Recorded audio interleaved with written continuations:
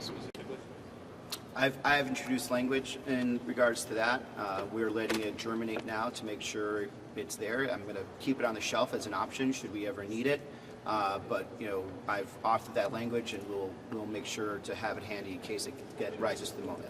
Senator Murkowski, what about your legislation? Could you talk about the level of Republican support for the measure you have? With Senator Shaheen? This is legislation that effectively acknowledges and underscores the role that we play as a NATO nation, working with our NATO allies, that we do not move against a NATO ally, and that no funds shall be expended to do so.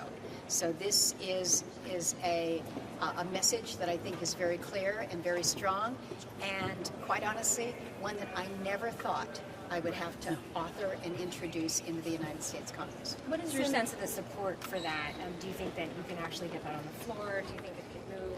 Have you heard anything about that potential? I hope it's ultimately not necessary, but we are operating in times where we're having conversations about things that we never thought even possible. To use the word, the name Greenland in the context of a war powers resolution, to me is absolutely stunning. Yeah, I mean, this is a fight that's making us weaker, not stronger. Number one, Greenland, Denmark are close allies.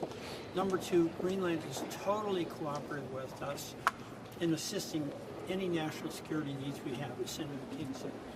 Number three, the rhetoric that goes from cooperation to threat turns our goodwill into bad will. And what the foreign minister told us is, in Greenland, they have lots of 4th of July celebrations.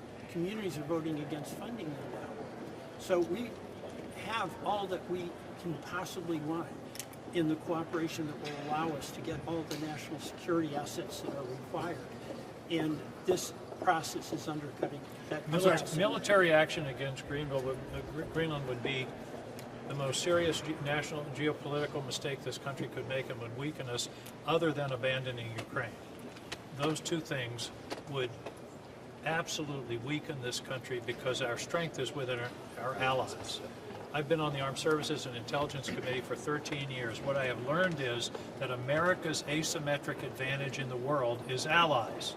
China has customers. We have allies. Russia has neither customers nor allies.